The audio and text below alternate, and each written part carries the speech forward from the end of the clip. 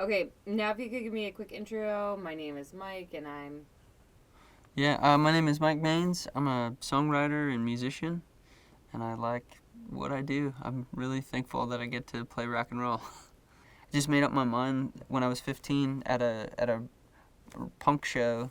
Um, the band was playing a song, and I looked around, and there's like 500 sweaty people who looked kind of weird and dorky like me, and I thought, I'm gonna do this for the rest of my life, and I've just never looked back. Mom has very rarely been in the picture.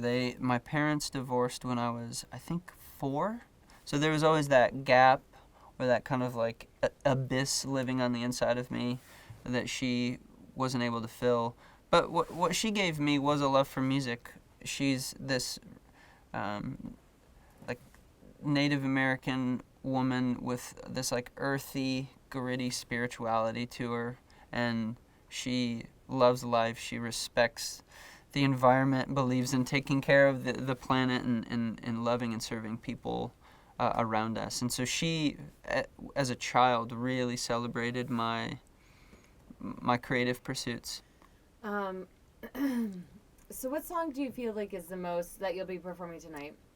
Is the most universal or relatable Yeah, that you haven't covered yet, that you haven't discussed, yeah.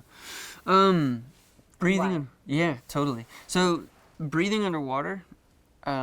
That song is written from the depths of the really painful uh, season in Shannon and I, my wife's marriage, and it it deals with the first section of the song is about just this conversation we had where we both let our demons into the room, and all it felt like throwing a grenade inside of her heart and then doing the best that I could to kind of sweep her back up. And then the song ends almost like John Cusack, with the speaker above his head, like a guy in the rain waiting on the porch for her to let him back in. And I think whether it's a relationship or someone failing the God they believe in, the person they love, or losing a job, whatever it is, like failure and loss and this inner longing to get back to this place where things were a little more golden. um, I think that translates to anybody um, that isn't what's the word I'm looking for? I can't think of it. Serial killer. Yeah. Basically, anyone with a conscience, I think can connect to wanting to be a better person. I could have been less dramatic with the way I said that. Um, well, I think that there's a lot of courage in your music, and obviously a lot of Mm. courage between the two of you for you to expose yourself like that. Break down the song for me a little bit, like musically as well, and why you decided to.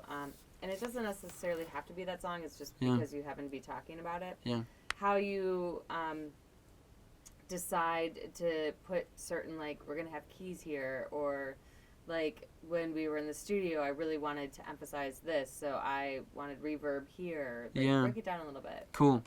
Um, Breathing underwater was initially all about the groove, like the that that just felt really good. So my producer and I we looped that and added some reverb to it, and it just kind of pulled you into the song. So I'm interested in like what is going to make someone move their body, because that's got energy, that's got life to it. So I start there a lot of the times, and then from there we just had this melody like na na na na na na na na na na na, and so he would kind of run with building up the track, and then I would go to a coffee shop and drink until I felt like my heart was going to explode and write lyrics to the melody. And I came back, and from there it was basically transitional textures. We've got these cool groovy verses and almost like an R&B chorus, but how do you get from those almost like two different scenes of the film? How do you transition like smoothly? And the little secret is it's a Jupiter, like Dave Smith instrument synthesizer from like the 80s, and there's this really weird sound that my producer hit when we were working on parts, and it was like it sounds like a mistake. And he goes, oh, sorry. I said, no, record that. That's really cool. And we cranked the gain and slammed a compressor on it and put some slapback reverb on it and just made it sound like this weird thing. So it's a lot of that. It's a lot of trial and error and twisting knobs and going to bed feeling like it sounds terrible. But then you're like brushing your teeth in the bathroom on the way to the studio the next day and you get an idea. So it was... yeah, it happened pretty organically.